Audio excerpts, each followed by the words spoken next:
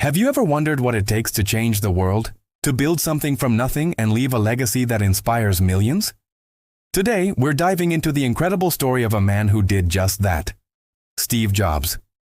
This isn't just a tale about technology. It's a story of passion, failure, and a comeback of epic proportions. So grab your coffee, get comfortable, and let's explore the life of the visionary co-founder of Apple Inc. Born in 1955 in California, Steve Jobs was a kid who was different from the start. He wasn't your typical straight-A student. He was curious, a bit of a rebel, and fascinated by electronics. He would spend hours in his family's garage, tinkering with gadgets, taking them apart, and putting them back together. This early fascination with how things work wasn't just a hobby. It was the seed of a revolution that would one day change how we live, work, and connect with each other. It was in this very garage that the seeds of Apple were sown. In 1976, something magical happened. Steve Jobs, then just 21, teamed up with his brilliant friend, Steve Wozniak. Their workspace? The legendary Jobs Family Garage. Their mission? To build a computer that was personal, accessible, and maybe even a little bit fun. They called their first creation the Apple I. It was essentially a circuit board, a far cry from the sleek devices we know today. But it was a start. It was proof that two guys in a garage could challenge the giants of the industry. They sold about 200 units, mostly to hobbyists and fellow geeks. It wasn't a massive commercial success, but it was the spark that ignited the personal computer revolution. They had a vision and they were just getting started. Following the Apple I came the Apple II. And this, my friends, was the game changer. The Apple II wasn't just for hobbyists, it was designed for everyone. It had a user-friendly keyboard, color graphics, and came in a sleek plastic case. It was the first personal computer to become a massive commercial success, finding its way into homes, schools, and offices across the country. Apple was no longer just a garage project, it was a bona fide company, a household name. The success of the Apple II catapulted Jobs and Wozniak into the limelight, making them millionaires before they were 30. They had proven that technology could be personal, powerful, and profitable. Apple was on top of the world, and it seemed like nothing could stop them. But success stories are rarely a straight lineup. As Apple grew into a massive corporation, so did the internal pressures. Jobs, known for his passionate, demanding, and sometimes difficult personality, found himself clashing with the company's board of directors and the CEO he himself had hired. The disagreements escalated, and in 1985, the unthinkable happened. Steve Jobs, the man who had co-founded Apple in his garage, was forced out of his own company. Can you imagine? It was a devastating blow, a public humiliation. For many, this would have been the end of the story, but for Steve Jobs, it was just the beginning of his second act.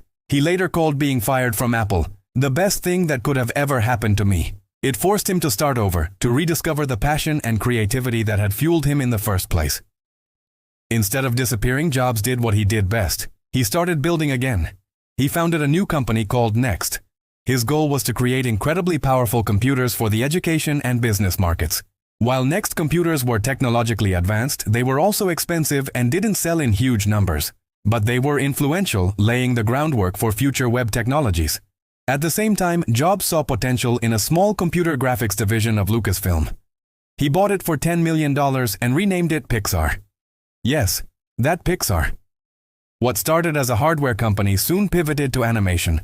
In 1995, Pixar released its first feature film, Toy Story, which became a global phenomenon and completely changed the animation industry forever. Through Next and Pixar, Jobs proved that his vision and drive were not dependent on Apple. He was still a creative force to be reckoned with.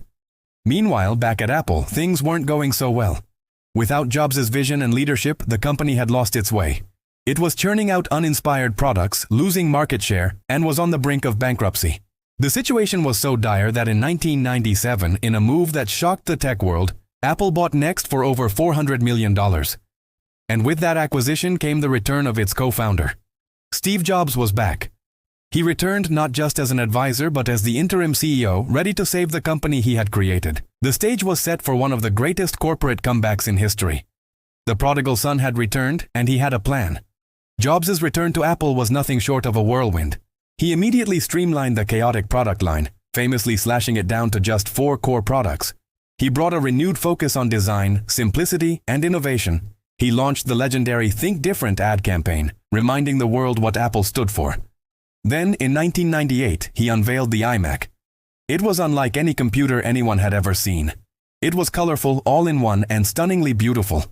The iMac was a massive hit and signaled to the world that Apple was back in the game. It was the first step in a series of revolutionary product launches that would not only save Apple but redefine entire industries. The comeback was real and it was spectacular. With Apple back on solid ground, Jobs set his sights on a new target, the music industry. In 2001, he introduced the iPod. Its slogan was simple but powerful: 1,000 songs in your pocket. Paired with the iTunes Music Store, the iPod completely changed how we buy, listen to, and carry our music.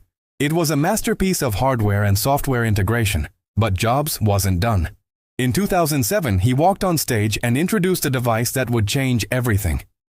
He described it as a widescreen iPod with touch controls, a revolutionary mobile phone, and a breakthrough internet communicator. It wasn't three separate devices, it was one device. He called it the iPhone. The iPhone didn't just disrupt the mobile phone market, it created the modern smartphone era. Then came the iPad in 2010, creating an entirely new category of device between the smartphone and the laptop. Under his leadership, Apple became the most valuable technology company in the world. Steve Jobs passed away in 2011, but his legacy is all around us. It's in the devices we use every day, the movies we watch, and the way we interact with technology. His story is a powerful reminder that success isn't about avoiding failure, but about how you respond to it. It's about having an unwavering passion for your craft, a relentless pursuit of perfection, and the courage to think different. He taught us that the people who are crazy enough to think they can change the world are the ones who do. His vision continues to inspire entrepreneurs, artists, and dreamers to push boundaries and create things that are not just useful, but truly magical. So, what can we learn from this incredible journey? That setbacks can be setups for comebacks. That passion is the fuel for innovation. And that a clear vision combined with an obsessive focus on the user experience can change the world. The story of Steve Jobs is a testament to the power of perseverance and creativity. Thank you so much for joining me on this journey through the life of a true visionary. If you found this story as inspiring as I do, please hit that like button and subscribe to the channel for more stories about the people who shaped our world. I'd love to hear your thoughts in the comments below. What's your favorite Apple product or your biggest takeaway from Steve's story? Thanks for watching, and I'll see you in the next video.